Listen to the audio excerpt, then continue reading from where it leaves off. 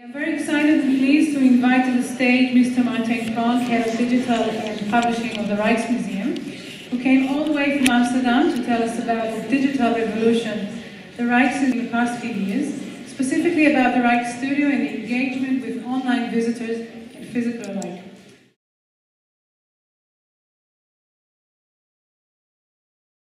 Thrilled to be here today. Thank you to Eynat and the whole team of Tower of David Museum for inviting me. I'm very excited to be in Jerusalem for the first time. Today I'm going to discuss with you in two parts a little bit about the Rijksmuseum, about the Rijksstudio website, and then in the second part of my presentation I will go into the Rijksmuseum e-strategy and various digital developments, online developments that have led us to come up with the Rijksstudio concept. And in the end, if we still have time, I would like to expand a little bit more about the organization of the museum and the digital department of the museum. So first, a little bit about the Rijksmuseum in Amsterdam. It is the museum, National Museum of the Netherlands. Rijksmuseum, it means National Museum in Dutch. And it's mainly known for Dutch painting from the Golden Age, the 17th century. Notably, of course, Vermeer. You see here the Milkmaid and the Little Street. Rijksmuseum is fortunate to have 4 Vermeer paintings. And of course, the most famous painting of the Netherlands, Rembrandt's Night Watch. I always like to include this image of President Obama, you know, just to show off a little bit. This is the museum when it was first opened in 1885. In fact, the Rijksmuseum was founded in 1798 when Holland was occupied by the French. And museums, they were like the latest rage in Paris at the time. And when it was opened, it looked a little bit like this. You can see here perhaps why it was called a cathedral of art. In fact, the building was already very old-fashioned, some say outdated when it was opened, because this was the age of Jugendstil, Art Nouveau, and this looked like some neo-Gothic building with a lot of decorations everywhere. This is the Gallery of Honor, the center stage of the museum where you find the most famous paintings of the Dutch Golden Age. But in the 20th century, everything in Holland turned white. So all buildings and even houses, everything was painted white. So everything was painted over. You see immediately the difference. And it got even worse because this is how it looked in 1995. It looks like you're in a completely different museum. So this is how it looks today. You see that some of the old decorations have been renovated, restored, but with a modern twist, so to speak. This took 10 years. So the whole Rijksmuseum, biggest museum in the Netherlands, was closed for 10 years. It was a massive operation. And when we reopened in 2013, the most important thing was to communicate the museum is there, it's open, because frankly, people had forgotten about us during this 10-year period. So this was the big opening ceremony with special Chinese fireworks in orange, the national color of the Netherlands. And it was opened by Queen Beatrix. And this is when we wanted everybody to know we are back, we are open, we are here. And this openness, this is a central aspect of the Rijksmuseum of today. It will return in my presentation many times. Openness is like a key value of the museum as it is today.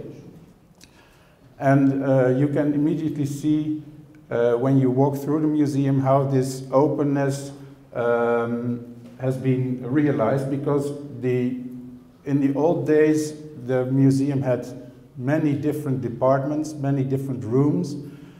And for instance, in the old Rijksmuseum, you could visit the room full of clocks. So for many people, a room full of old clocks must be about the most boring activity imaginable. So in the new Rijksmuseum, all the art, the applied arts and objects of history have been mixed in a chronological display, so that now you can visit the whole history and art of the Netherlands from the Middle Ages onto the 20th century. And this means that you have a feel for beauty and a sense of time. So you are able to relate where you are. You can also see that we have lost the white. We have new colors on the walls.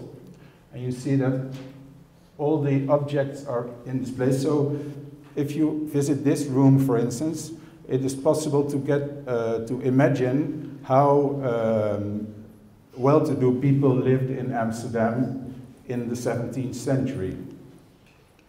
You see that the display cases are made of very clear glass. There is no distortion. And this is the high altar, so to speak, of this Cathedral of Art, the Night Watch by Rembrandt. This is how it usually looks. So the museum is always very busy. It's also something to remember when you,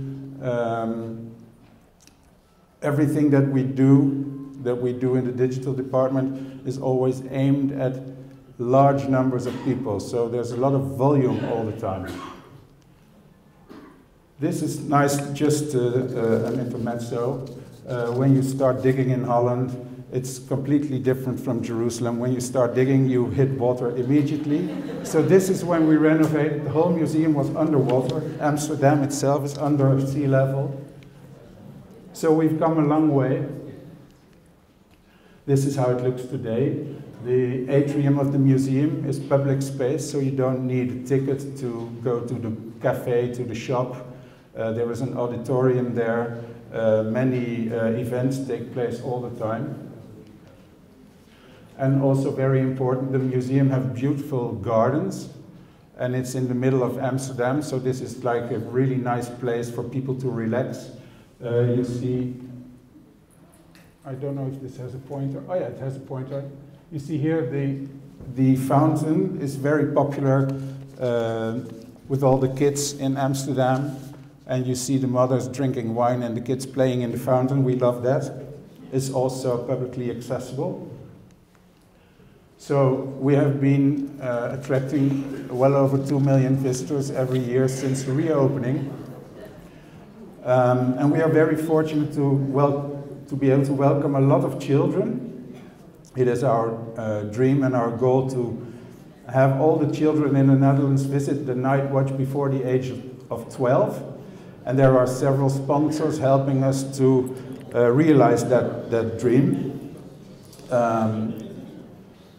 And also for us it's a big thing that we need to attract more Dutch visitors. So we are very happy to have well over 50% of visitors coming from the Netherlands, because as I said, people in the Netherlands had forgotten about the Rijksmuseum during that 10-year period. So then this was just a short introduction of the Rijksmuseum, and now a short introduction of the Rijksstudio website. So think back of the old Gallery of Honor images that I showed you. This is like the old Gallery of Honor picture of the old Rijksmuseum website. And immediately you see there's really a lot of information here. This is how we made websites in the 90s and in the early noughties. This is how it looks today, the homepage. So you see immediately that there is only very little information left. You see here the arrows. This is an animating image. We have 5 images, 5 homepages animating automatically. and each of them is the entry to a specific part of the website. So what you see here is focus, the 80-20 rule, the Pareto principle is very important. It's something that we use every day. And it means that 80% of the 20% of the people, I'm always getting this wrong, 80% of the people use only 20% of your content. So 80% of the visitors of your website are interested in 20% of what you have on offer. So your task is, when designing, to get everything that the majority of people need immediately available. And then people who want something more, we also ask them to do a little bit more. So if you want something more on a website, you have to click through once or even twice. So the whole new concept is centered around the power of the image. This is how we translated the concept of openness, the key element of openness, to the online environment. In the second part of the presentation, I will give a lot of information about the recent developments, online developments, and you will see the reason behind these choices. So to keep it a little bit practical, I have divided the presentation in two parts. And also because everybody would like to have some coffee or something to drink. The power of the image. This is very fortunate for the Rijksmuseum. Rijksmuseum as an art museum is all about images, is all about powerful images. And this is what people would like to see online.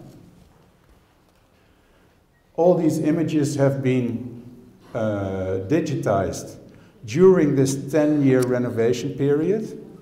So many people in the museum, they couldn't make exhibitions. They didn't have a museum to run. So this meant that they had time for lots of other activities. A lot of research was being done, restoration, but also digitizing many images. So when we started in 2013, we had 125,000 images, and now today we have 250,000. There are about 500,000 objects online, so about half the online objects have an image, and we have over 1.2 million objects. So we have a lot of digitization yet to do. It's our dream to have the whole project finished by the end of 2017. So I don't know if we will live up to that huge ambition, but we're working every day. And this high resolution images, this means that you can zoom in to a very deep level. We will see in the second part of the presentation that the website is responsive, so it also works on other devices. And especially the zooming in is something that is very nice. It's really a pleasure to do this on your tablet computer, where you can actually touch the art with your fingers and get very close, even closer than in real life. Of course, you can share all your favorite works.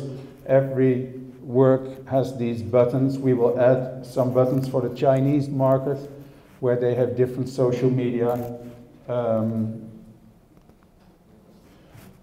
And this is a key element of the whole Rijksstudio concept. So while you are browsing the website, you encounter lots of images, lots of objects that you particularly like, and you can collect them and make your own personal little museum. Your museum can have as many sets of objects as you like. So we have people for whom this is like a real hobby, and they have hundreds of collections. This is something to remember for the second part of the presentation, because I think this is a very good translation of an important online development. Then we went one step further, and we decided you can also download all these images. So when we started out, we still sold images as well. We still had an image department billing other museums mainly for our images, but very soon this turned out to be highly impractical. So we decided to give everything away. We put most of our images in the public domain, CC0 license.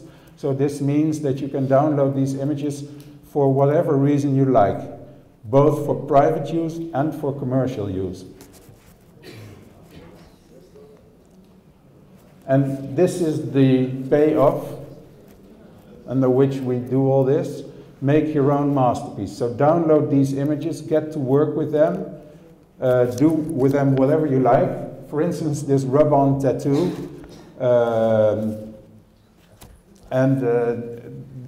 I'm cheating a little bit because this was actually a concept that a professional designer came up with. I have some of these tattoos with me, so if you are feeling brave, I can give... So when you get back home, you say, look what I got. And shock everybody. No, but seriously, create your own masterpiece. This is how we communicate to our audience that, you know, this collection has relevance in lots of different areas, and that the best way to discover them is to be the actual owner of the image. So we do this because we think, and again I come back to this concept of openness, we feel that the collection of the Rijksmuseum is not our property. It's the property of everybody in the Netherlands, and therefore everybody in the whole world. And that's why, if it's your property, you should be allowed to do with your property whatever you want.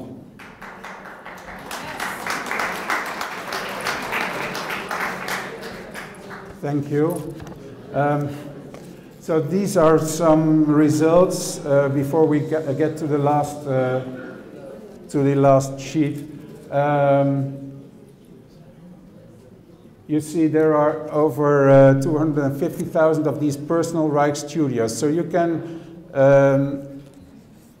these Rijksstudios, they are like little private museums within the whole of the Rijksmuseum online. So when you visit the Rijksmuseum website, you also visit all these little private museums.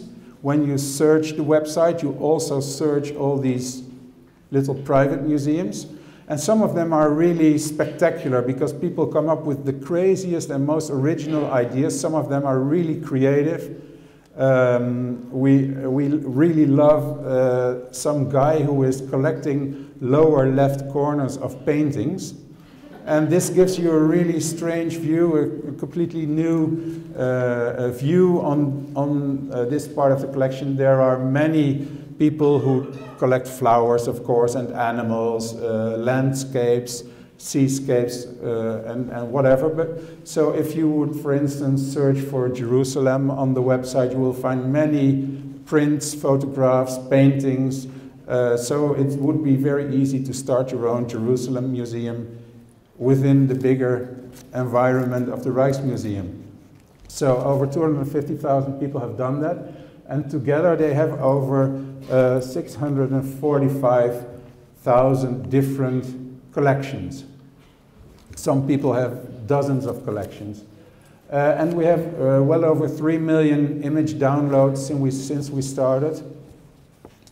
And then in the second part I will expand on this, but now I can say that people tend to ask, why are you doing this? Because we think it's not our property, the collection. We want to share it with everybody.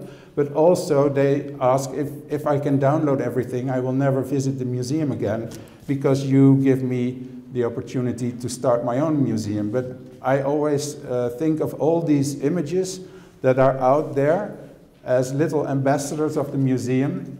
So each and every image that is shared is a way to connect with somebody somewhere, not necessarily visitors, but also people who live in Argentina, who will probably never visit Amsterdam. So this is an excellent way to connect with the whole world, and it's my dream to have a little piece of the Rijksmuseum in every home in the whole world. The responsive website that we will get back to after the break also means that people stay for a very long time on the website, especially on tablet computers. Mobile is rising really, really quickly now, but tablet is still very important for the Rijksmuseum, and this is because it's such a nice way to just browse the collection, not actually specifically looking for something, but just, you know, wandering around. You don't know what you see. Every object visited will lead you to another object and will amaze you, inspire you, I hope. And we can see from user statistics that many people visit the Rijksmuseum website on their tablet just about when the evening news on television has ended. So what you see is that somebody wants to watch a show on television and the husband or wife doesn't like that and start browsing the Rijksmuseum website for like 2 hours. This is great. So to show you a little bit, a little example of what is possible when you give the collection away, I have a small film.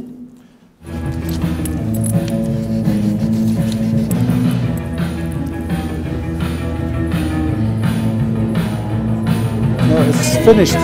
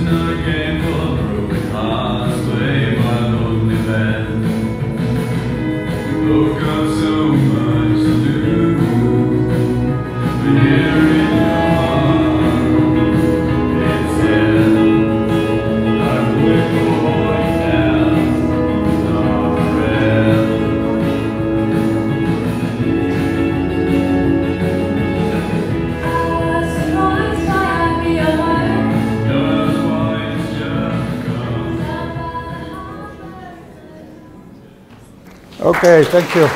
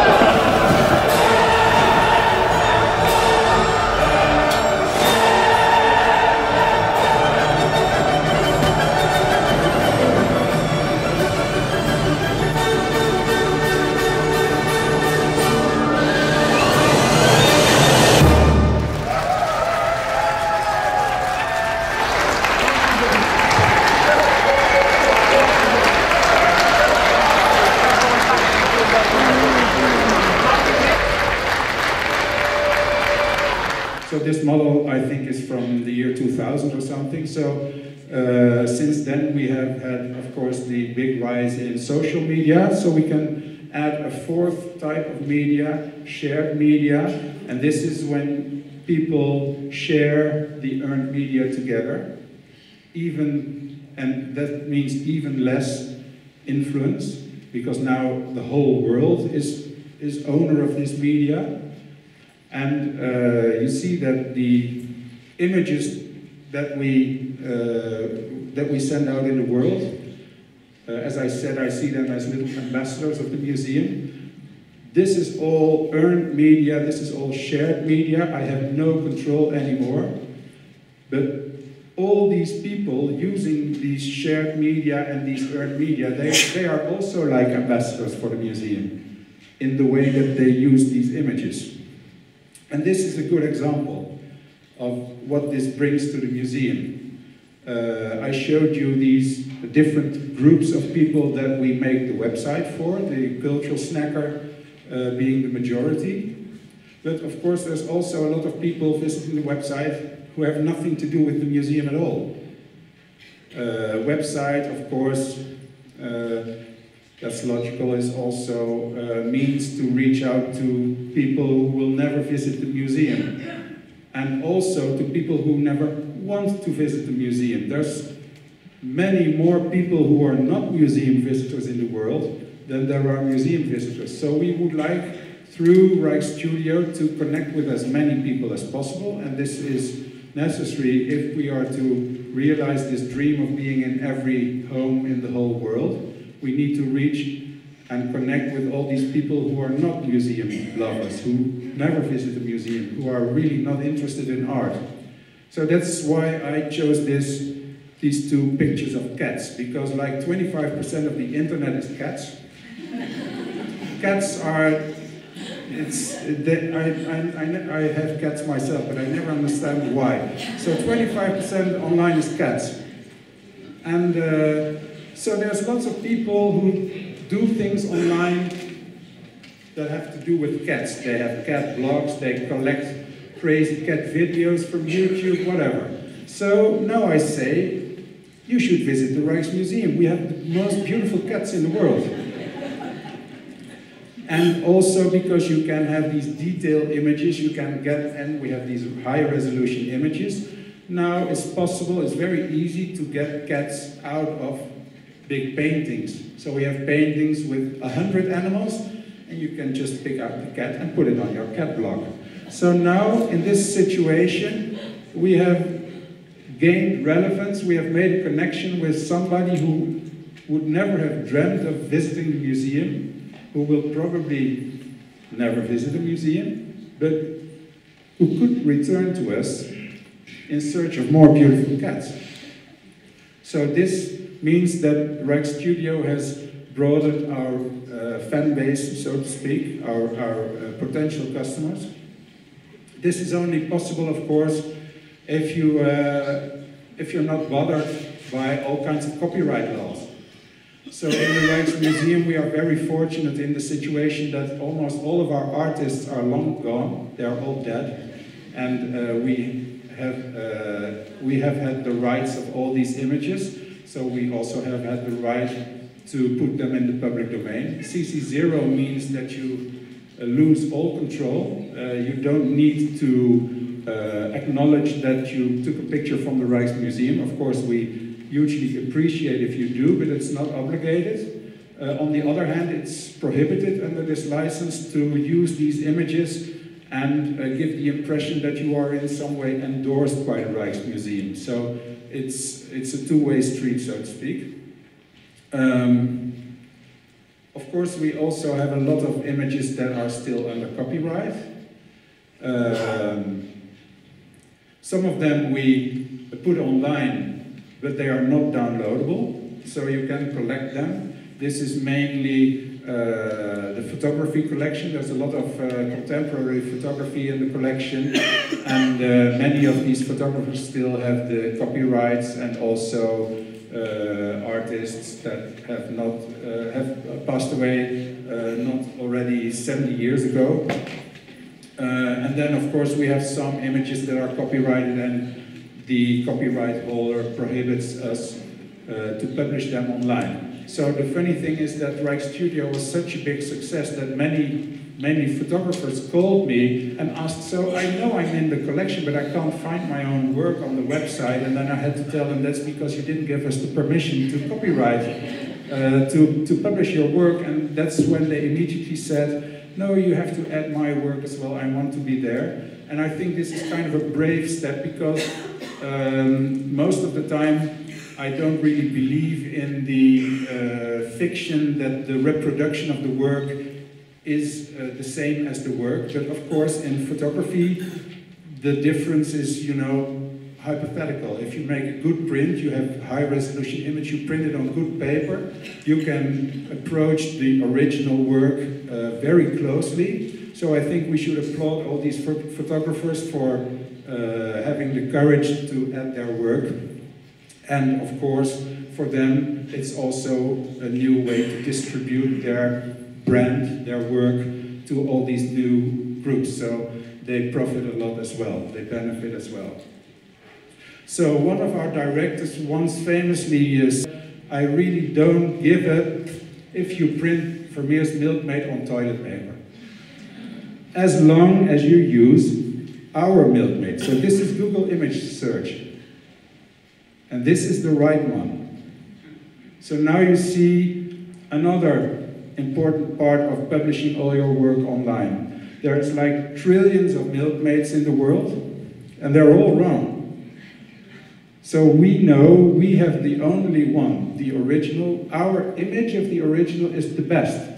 And that's not exaggerating. If anything changes in the painting, if a painting is restored, if it's cleaned, we have a new image. So you could buy the milkmaid from one of several image libraries, probably for quite a lot of money.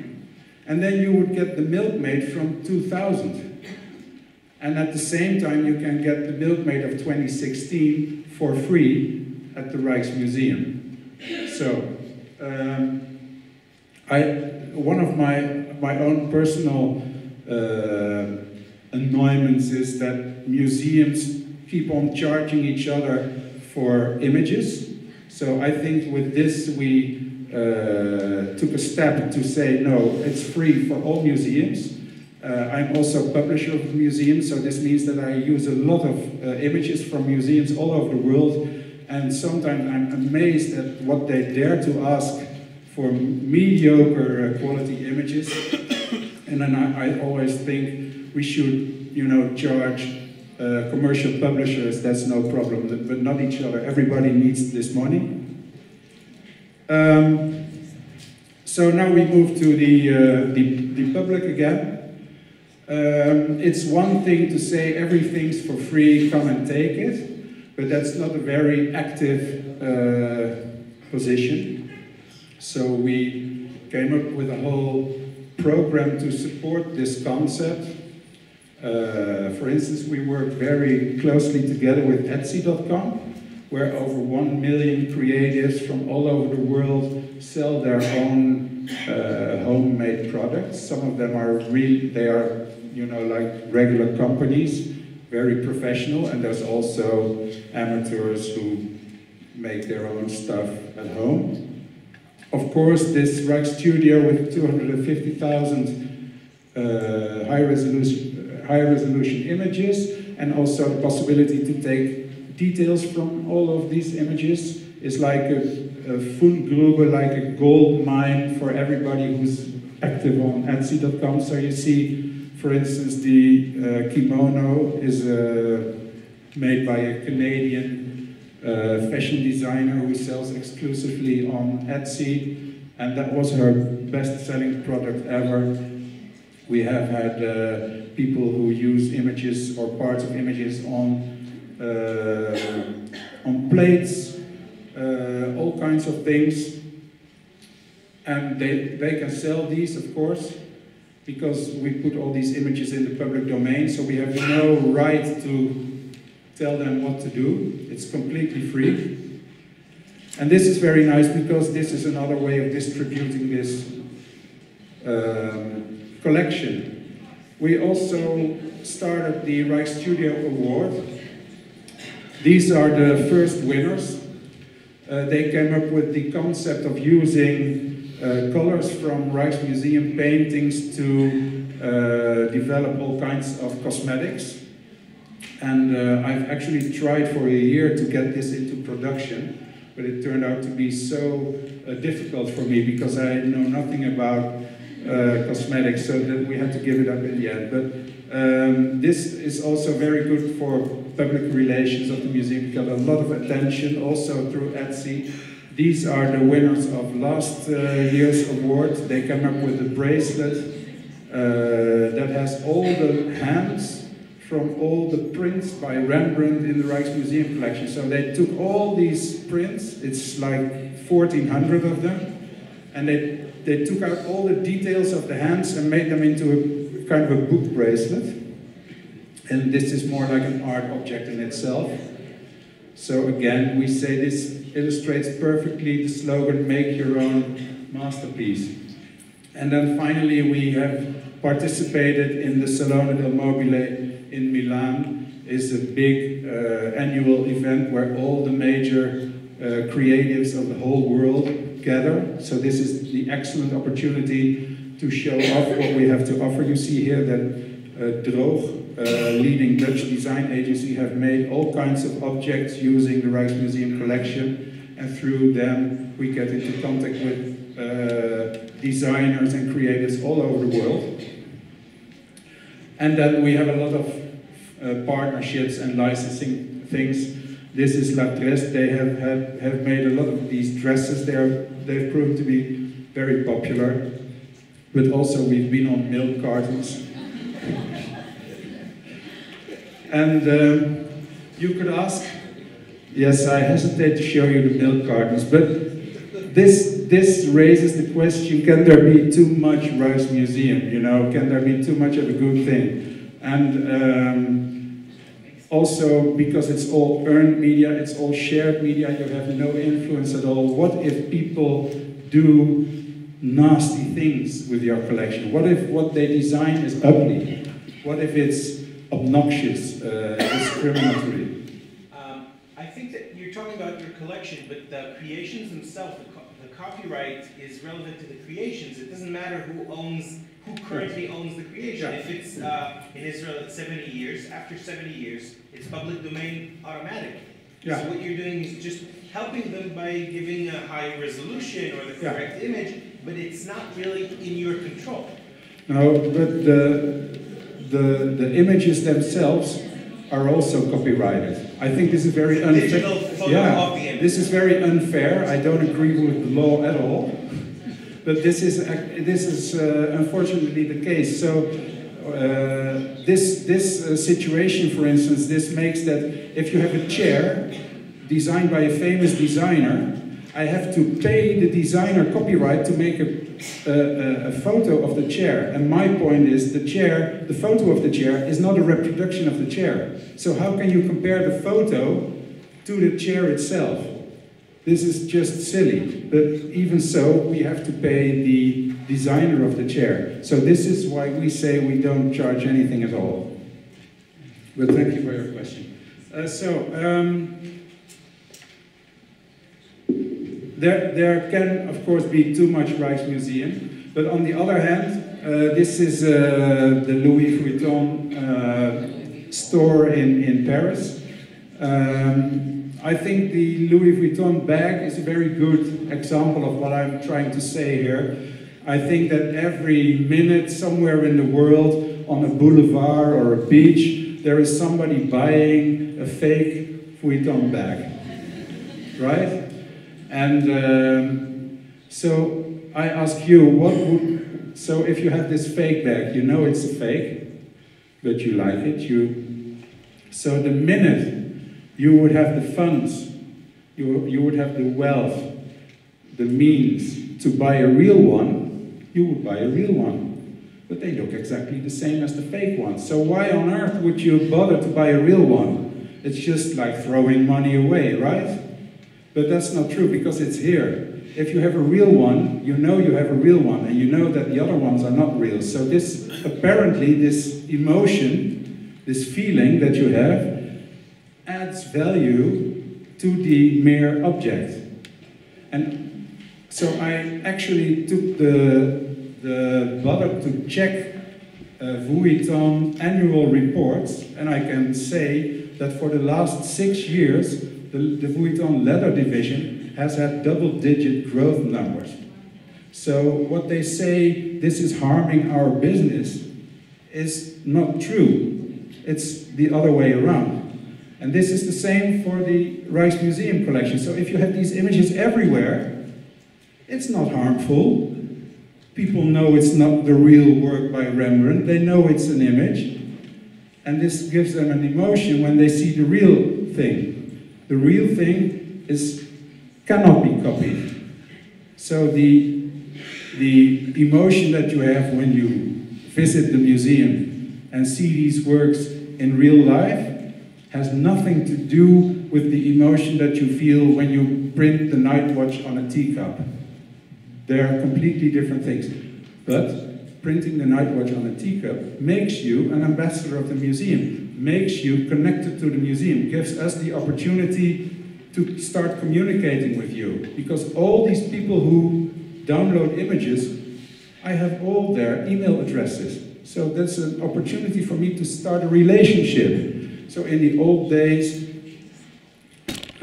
people visited, they left, you never saw them again. That's the beauty of internet. Nothing is a secret, everything is visible. So now we have the possibility to start a relationship. And this has led to the Rijks being what we like to call a love brand. Rijks is the affectionate name, the pet name for Rijksmuseum. So Dutch people say we go to the Rijks. And this has got a lot to do with the success of the real museum, of course, but it was supported in a big way by the online museum. And I hope that I have been able to show you how the online approach to the collection is basically the same as the approach in the museum itself. They are the same things. I think that's very important. You should speak the same language digitally as in real life and not start with something completely different. Although I thought I'm not going to speak about all the digital products and services that we offer inside the museum and limit myself only to the website, there is one thing I would like to add. That is the biggest success in the last year in the Rijksmuseum was pen and paper. So we had this big drawing campaign.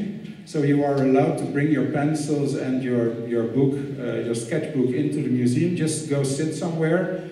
And we say if you draw an object, it makes you look very closely to the object. So this means you start to get intimate with the object and perhaps be inspired by it, perhaps seeing it in a completely new way. So in this very old school approach, we succeeded in having hundreds of people every day. It's very nice. So I showed you this image of how busy it can be, and then you have to beware because you can stumble over somebody who's just sitting there on the floor with their pencil and paper.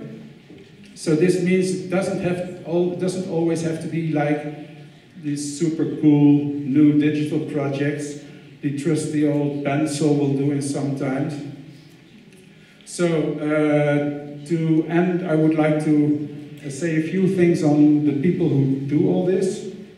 The Rijksmuseum, we have about 650 staff, many of them, of course, in security. We have 3 directors. On the left you see Wim Pijs, he's general director, he's also my boss. And we have 3 sectors: collection, presentation and business. My department is in the presentation. We are in charge of publishing and digital. We publish about 20 books per year. Scientific books, we have a scientific journal. Also a lot of exhibition catalogs, of course. Authors are mainly curators. We work with a lot of freelancers. More important today is the people who are doing all the digital work. We have only 3. And they are managing the website on a daily basis. We have our own collection, our own management system that they work. So every day there's press releases and other things that need to be changed, of course. And everything else we outsource. So we work mainly with two agencies, design agency, Fabriek and web development Q42. We have been working with them for a couple of years, and they have grown really big in the cultural heritage sector. So they started working on the website of the Van Gogh Museum. They started working on the Design Museum in London and lots of other museums. So they really speak the language of museums now. And this is it. So you ask yourself, how can you do all these other digital projects with only so small a crew? And the answer is that we don't do all these other things. So the 80-20 rule, this also applies to what kind of projects work in the Rijksmuseum. So I really like these small independent projects.